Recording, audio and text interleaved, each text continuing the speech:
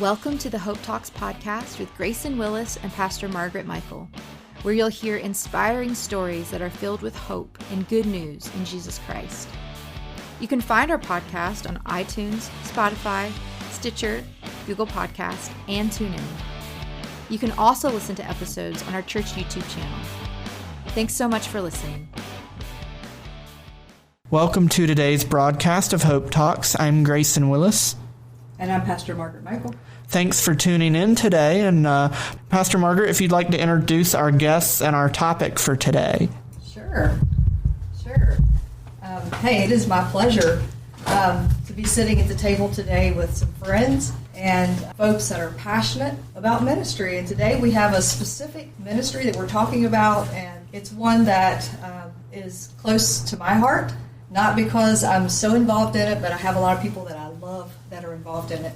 So I'm attached to it in quite a few different directions. But today, we are talking about hunting and fishing on Hope Talks. Like, how's there hope in that, right? But there is. And you're going to hear about it today, and I think that you will get some encouragement out of this broadcast today. I think that you will understand, if you live in the valley, you will definitely understand what this is about. And so today I want to introduce the folks around the table.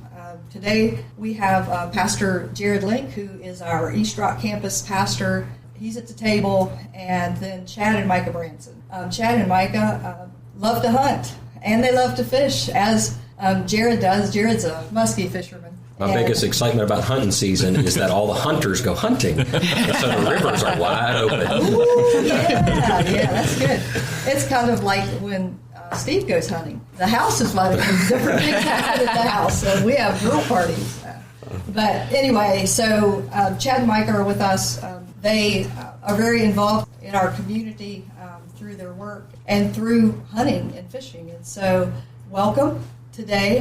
Chad and Micah have some things that they're involved in. I will let them share about just some of the great things that the Lord has opened doors for them, some great things that they're able to be a part of beyond this valley. But today we're talking about specifically in this context of hunting and fishing, we're talking about a banquet. And this banquet, we've had one before here at the church. It's been called the Sportsman's Banquet.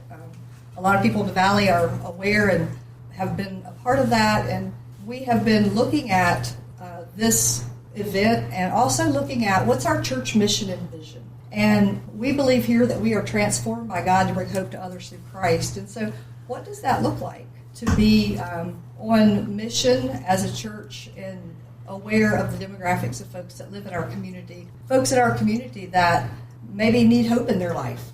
So this is just another way to open our doors and invite folks in to hear the good news. And I'm going to stop talking and allow you all to say a few things as we open this conversation of what we are calling Hunt to Harvest, which will be a banquet that we're having in February the 17th to be exact. So now that I have rambled on about all of it, Chad and Micah, you all have been around the church for a while. You've been a part of what we've done here in the past, and you've gotten really involved in this arena in your life of hunting and fishing. But for a little bit, let's talk about just your passion and why you believe in this idea of bringing hunters and fishermen together for a banquet. I think for me, and to give a little bit of backstory on this, I think for me, I've been involved in, my faith has been strong, but when you can relate a passion that you love every day and that passion gets tied in with your faith, it just makes you go so much deeper on things. And our passion for the outdoors has always been there, and our passion for Jesus and our faith has been there, but when you can tie the two together, it makes it so much stronger. And probably our backstory a little bit more is we've been involved with the church for a good while, but we have gotten involved with a group of people. They're called the Woodsmen. It's pro staff for Buck Ventures, and it is a bunch of guys and women that are strong in their faith and they love the Lord. And getting tied into that has made us a lot stronger and a lot deeper. And those guys have challenged us. They've helped us. They've helped us in prayer, with walk, it's just been a great experience for us on stuff, and we've been involved with that for 2 years. So, everything we do in life, there's always things that challenge us, whether it's work, whether it's our faith or whatever, that helps us get deeper involved and help us get more into something. And these guys have done that for me, and I think they've done that for Micah. And that brings us a little bit, this group has helped us so much that we've seen the connection for us between the outdoors and how deeper we can get in our faith. This banquet is a way that we can make others that have strong faith to get deeper, but also touch those, because when you can bring the outdoors and that together, and someone is so passionate about the outdoors, we can show them the other side and we can bring other people to the Lord. And this is something we're passionate, because these are the two things that have brought us so strong in our faith and have helped us, that we think this Hunt to Harvest banquet is a way that we can get involved and we can bring to our community to make other people or help them along the path to be as strong as we are in our faith. How about you, Michael? Yeah, the outdoors is a powerful vehicle for connecting both people and faith, and we were brought together by the outdoors. As he was speaking, I was thinking of, why we're even together is he guided my dad and my brother on an elk hunt in Colorado. Of course, Dad came home and tried to force this idea on me, and I was like, no, thank you. Love to see that. But 5 years later, we meet, and I think Dad was also like, you need to meet this guy, but also we may never see you again. And we've had a lot of adventures in between. But just those connections are so powerful for us. And what we've gotten into with coupling of faith on top of creation, in our relationship, we've learned to share it instead of this is his thing, this is my thing. And we enjoy the outdoors very differently. We had different goals. We have different things that we enjoy. Like I like Jared, love to fish, and he's not going to fish unless there's nothing to hunt left. And then he'll go hunt a fish. But there's just, there's mushroom hunting, and Margaret and I have done that together. And there's a season to everything. And so there's seasons for your faith as well. And this has just been the thing that has allowed us to go deeper. It has also brought Chad into the role of being more of a spiritual leader in our home, and so I'm incredibly grateful for that journey and where it's brought us. And my passion for, as you asked about the people of this valley and bringing this banquet together, is that I see outdoors people as sharing this beautiful bond of we see God working in creation. And we all see it differently. And I just love to hear, when people are still, which it kind of requires you to be still and reflective, and to return to God's words that are written on each one of our hearts. And so sharing that has always been very special for us. That's good. How about you, Jared? I think what I love in just hearing your vision, and we've gotten to talk, we've been working on this for a little bit, is just the coming together of Jesus in all of our lives. Because I think it's easy to compartmentalize our faith. Faith is something I go do on Sunday, and then, hunting's something I go do on Friday and Saturday or every other day of the week, or fishing, or fill that in the blank. But really, they're never separate. Because the call of the Christian faith is that our all is placed on the altar before Him. And so our all, and whether we're tinkering on cars on the weekend or chasing fish or hunting or mushroom hunting, like all of that is always a part of our walk of faith. But I know for me, it's taken a while to pull back and see that bigger perspective of, wow, all of our lives are a part of our life in Christ. They are together. And it's just, I was a slow learner. I am a slow learner to that. But I'm seeing you guys too going, wow, no. Our relationship with Jesus is all encompassing of our lives. And so, Lord, how do we hunt for you? And that's beautiful. And as y'all were talking, I was thinking about the Message paraphrase, which, Margaret, I know you love that, of Romans 12:1, where it says, so here's what I want you to do, God helping you take your everyday, ordinary life, you're sleeping, you're eating, you're going to work and walking around life, and place it before God as an offering. And man, that's so beautiful and so true. And I think I love to see that happening. And I see that happening in your all's lives. And that, I feel like Hunt to Harvest is a step of that, is a part of that growth. And because when you're interacting with the outdoors, like I feel like whether you're a person of faith or not, you're so close to the Lord in some of those moments, because and I'm not a hunter, so you'll pick this apart very quickly, but if you're after that big buck, you're patterning what they're eating, where they're sleeping, where they're traveling. You are intricately understanding this very complex animal. and then you're positioning yourself with weather and all these things in view. You're so in tune to creation, which is of the Lord. And so I think whether you're a person of faith or not, you're encountering God. You're having time to sit there and reflect. And so the hunt to harvest is really just that. Let's unpack who's behind that magnificent animal that you're after. Man, whether it's a fish, like the first day of rifle season, it was so funny. I'm out fishing. I'm on the Shenandoah muskie fishing that day. And I got to I was holding a 47-inch muskie that day. And I'm just going, wow, like this is incredible. You know, I got to do the jet boat ride and the whole thing. It's just, man, Lord, thank you. To pursue that creature, a fish, a deer, or whatever, but to connect and just to be able to say thank you. And I think a mission here is that we're going to help others see that connection of that, bridging those two together, of faith and God as creator. Yeah, it's beautiful. I'm excited. And I think when you go deeper with everything, it's not so much about killing that big buck anymore. It's about being God's creation, being there and enjoying the moments. And those moments are what you understand. And that step of killing that big buck or catching that big fish is great. And I think all those people want that, but it's taking the next step and seeing God's creation and what he's done there. It's just the same way with our faith, taking the next steps and going a little bit deeper. And it's so much more than just that one time, that one catch, that one kill, that it is.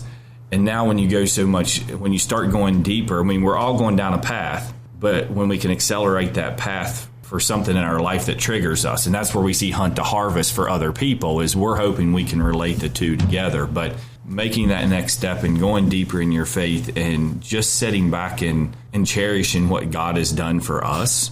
I want me and Micah and through this, we want to bring other people so that they realize where we're at in life. We want them to get deeper in their faith. And hunt to harvest is just, it's fishing or hunting for other people.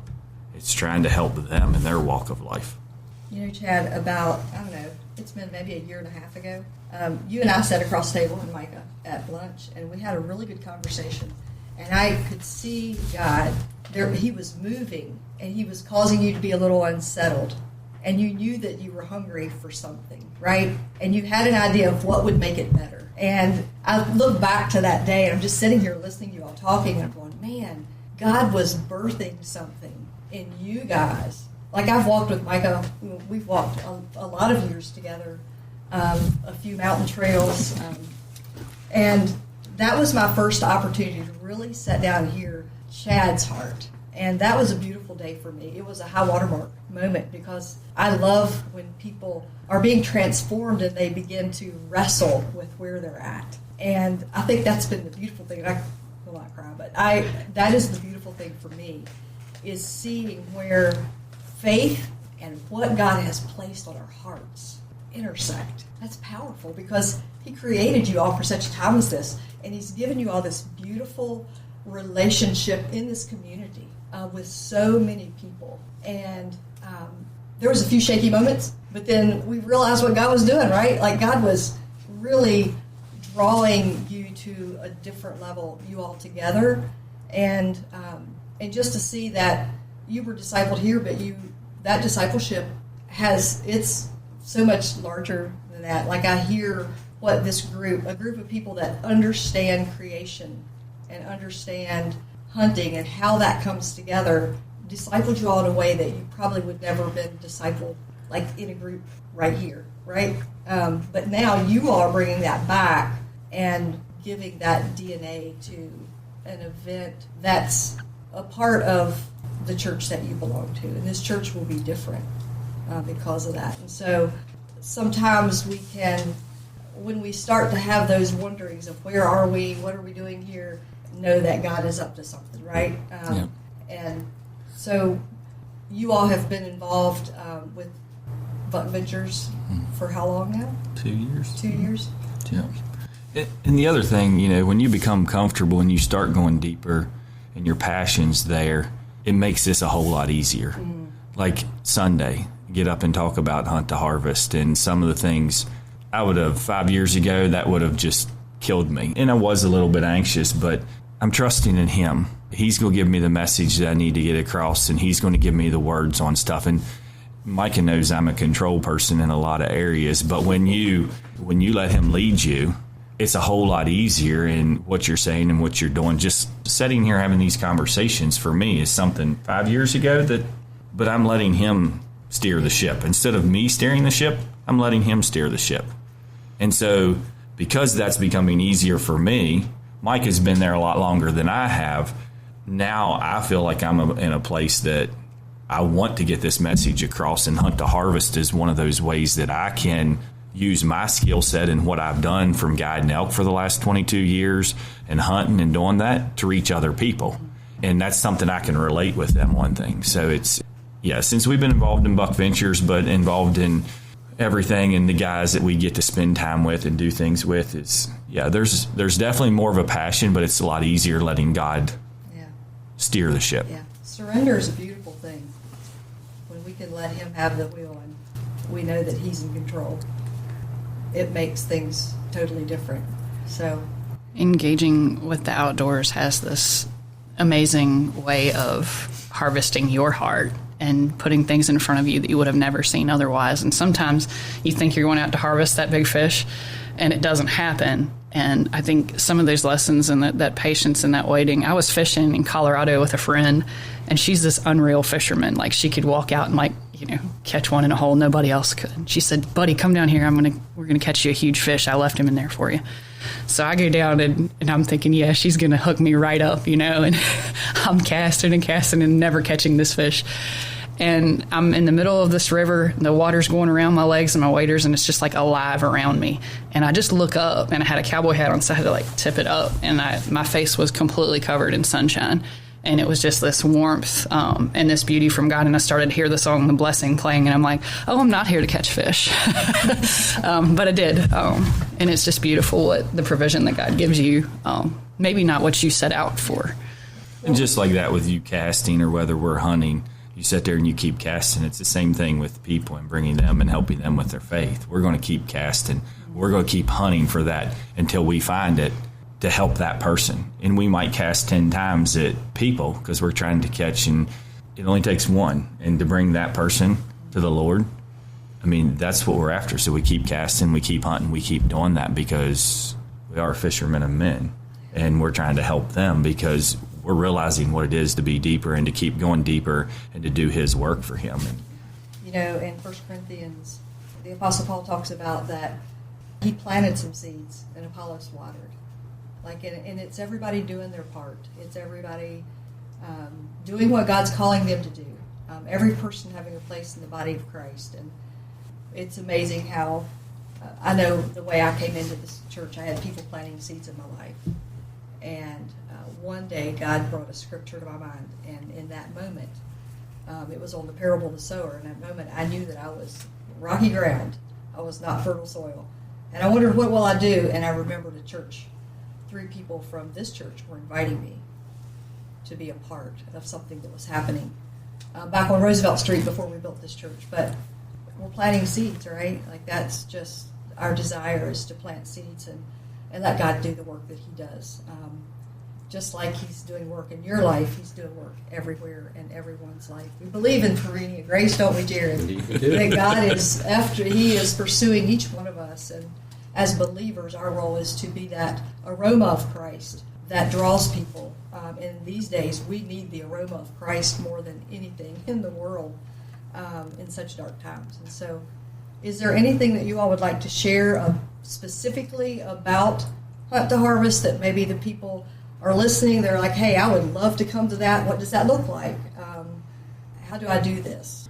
Well, we probably need to give them a little bit more. We're talking about Hunt to Harvest, but Hunt to Harvest Banquet is February 17th. We probably need to let everybody know since we're talking so much about it. So February 17th, we're having our Hunt to Harvest Banquet here at Church of the Nazarene. We're going to have about 300 people here. It's going to be a small, intimate group. We're having a meal. Doors open at 5:30. Meals at 6. We're going to have a panel discussion probably about 7 o'clock with myself, my wife, Micah, and Michael Kramer, which is one of our Buck Ventures guys, coming in. He's also Church of the Nazarene pastor. and we're going to have an evening of fellowship. And our mission with this Hunt to Harvest banquet is, as Margaret had touched on, is planting seeds. So we're going to use the outdoors that night to talk to people, and we would like anybody that wants to come that is more interested in what we're doing or walking a little deeper in their faith, or they want to know a little bit more about the outdoors and everything that we're doing. So it's an opportunity for people to come. So Hunt to Harvest banquet is February 17th. Tickets go on sale January 8th here at the church. So thought I'd just throw all that out there before we got into anything else, so everybody knew what we were talking about and what our plans are on things. Jared, do you have anything that you want to share in reference to, we've done the Sportsman's Banquet before, and that's been big. I love what Micah said when her and Chad were talking about it. They went going from feeding the 5,000 to an upper room experience. It's not going to be quite as big, and so that's going to make the tickets probably a little bit more precious. That they will be. If you were used to the banquet we had before, I think it's going to be comfortably familiar but noticeably different to that experience that we've had. And, man, we've had some awesome times together at that banquet over the last number of years. And I feel like that paved the way in part to this vision that you guys have brought forth and that we're going to carry forward together of bringing a little bit smaller group together to make it more intimate, Chad, as you said, to have conversations. And a big goal of this is that relationships, we're hoping, will continue from this moment. Not to give too many spoilers away, but we're going to have a Hunt to Harvest Facebook group so that we can join and stay connected throughout the year, so that it's not a great night and gone. It's a great night and a starter for relationships, that planting of seeds, that they can be watered, and those relationships and questions can be nurtured and answered throughout the year. And we might make some adjustments in the future, and that'll be okay. We're trusting the Lord. But we're still going to have some wild game. That'll be in an appetizer-type format there at 5:30, and our meal will be at 6. So, yeah, I think it's going to be a great, like I said, it's going to be noticeably different, but familiar and comfortable at the same time for anyone that would be used to maybe the way we used to do it. Yeah, and I would say that the one thing that will be different is instead of having those long tables where we could bring 20 of our friends, we're going to be sitting around round tables where there's 8 people to a table. So we really want people to know the people that they bring and sit with them. And so that's going to make a little difference, maybe on how many people that we could actually buy tickets for. So that will be a difference. I know it's probably one of the bigger differences up front. So have grace with us, and we'll work through that piece. We want who's supposed to be in the room to be in the room. But it will be a little different with round tables instead of the long tables where we could sit with quite a few people. That would just be one thing that comes to my mind that might be quite different. I think about, like you said, we walked together for a while, and we have walked trails together. Sometimes we walked trails that weren't there and just bushwhacked. I think you do that in your. I think you do that in your faith too. But we looked at each other and said, "I'm so glad it's you I'm walking with, because somebody else would be afraid of snakes right now, even though I was." But it reminds me of just anybody walking in their faith, and so grateful for the people that would do those crazy things with them, right? And I think having that smaller, more intimate setting is what we're hoping is to foster those deep relationships that continue to walk together and to grow and be real purposeful in where that walk goes, and that it continues. And it's more of if you think about harvest, the Lord's harvest and the Valley's harvest will be all over our tables that night. But the harvest of hearts is on each and every one of our minds, as we were sent here to make disciples, and God disciples us for that purpose, for our good and His glory. So I think that's one of the main differences that you'll see, is it's more focused on the individual, and Jesus walked with people one person at a time. And I'm so glad that there were many, many people who took the time to walk with me. Yeah, making Christ-like disciples is the call of the believer, and it's really beautiful to see you all take that serious. And maybe just as we are wrapping up, is there anything that you all would like to share, a story of how God's brought you all closer together? It just may be that it felt like it was something that was taking you apart. I'm really putting you all on the spot. Actually, I almost went there earlier, because Jared's story with the big fish kind of put me there. The lessons that we learn. I was sitting in Illinois, and my husband had 2 deer that were off limits, right? Yep. I'm going to tell you what I learned. 2 deer that were off limits. I knew better than to go and sit over the food because that's where they would be. And so I go and see the biggest deer of my entire life for 30 minutes in front of me. And when I put my binoculars up, I realized that he is the one I cannot shoot. And I had to come under my husband's authority. And there was the devil on one shoulder and the angel on the other. And I can tell you it was real and it was a battle. Because I was freezing to death, too. That was the coldest day we were there. I was wearing, like, that bomber hat. It's right after I texted you that picture. Yeah. So, I sat there and watched the biggest deer I've ever seen, and the angel won out, and out of respect for my husband, I did not shoot him. Why was it off limits? That's a good question, right? You know, so the devil kept asking me why. As we walk through life, we're all at different points in our life in hunting. We're all at different points in our life with our walk in faith. And I guess we're both at different walks in our path and everything with hunting. We're at different places in hunting. Okay. And what we're trying to do, just like we're all different places with our walk with our faith. And I'm trying to grow big bucks. Mike is trying to kill bucks. And so I am my grandfather. It probably wouldn't have been as bad, but, you know, there's 10 other bucks that she can kill, but it had to be. There's 2 bucks that are young that have great genetics, more so than anything we have on the farm. And there's 10, 12 other bucks there that she can kill. But, of course, just like what happens in life, we get tempted in different ways with that one thing that is on a pedestal. And, you know, that buck is the biggest one of her life, and it was put out there. Me, I'm in a different place. I'm trying to raise big bucks. But it is a good analogy to life.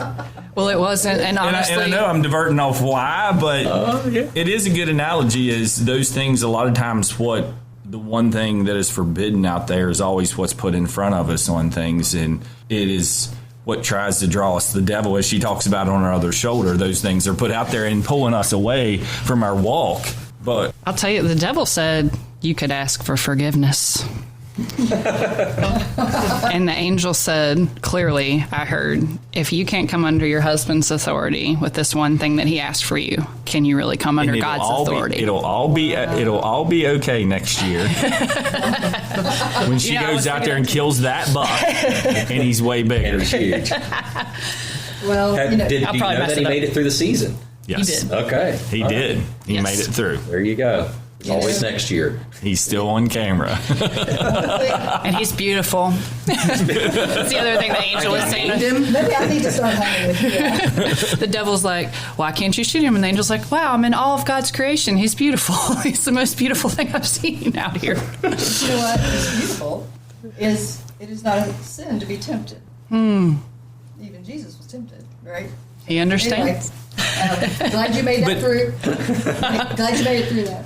We have those moments all the time hunting, which makes it entertaining for us because we both have different things and different thoughts about what the outdoors brings to us and what hunting brings to us. But we're never on the same page, and it always makes for interesting times. And that's one of the reasons, too, we try to hunt together at least once a year. We don't always get to hunt together because of kids, so one of us is hunting and the other one's home and back and forth. But it brings us together, and we get closer and draw closer to the same page because we're on different pages with hunting and different pages with stuff, and it gives us time to reflect in God's creation to draw us closer, just like we're drawing closer to Him. It gives us time to draw closer to each other, and, you know, we're stronger together than we are apart, and we both have different agendas and different ideas and different thinking, but you put the two together and it's a whole lot better than individually. Yeah, and you know, it would be pretty boring if couples just thought the same.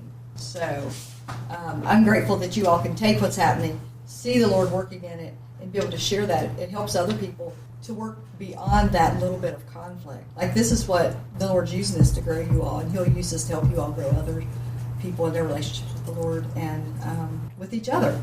And so thank you all so much for being here today. It's been such a pleasure just to sit around the table and talk about this. And we're looking forward to our first event with Hunt the Harvest Banquet. And we know that God's going to be in the details of all of it. Like Jared said, you know, we might have to figure out how to do some things different next year, but we're at a starting point for this. And so thank you for being willing to take leadership of that and be here today. It's been a pleasure to have you. thank you for joining Hope Talks. We hope that this half hour has been truly a half hour of hope for your life. May God bless. Hope Talks is sponsored by Church of the Nazarene Harrisonburg in partnership with Sunshine Ministries. Thanks for listening to today's episode of Hope Talks. If you're enjoying this podcast, please subscribe for all the updates and latest episodes. Also, if you're in the Harrisonburg or Rockingham County area, we invite you to listen on the radio each Sunday at noon on 1470 AM or 102.1 FM, WBTX.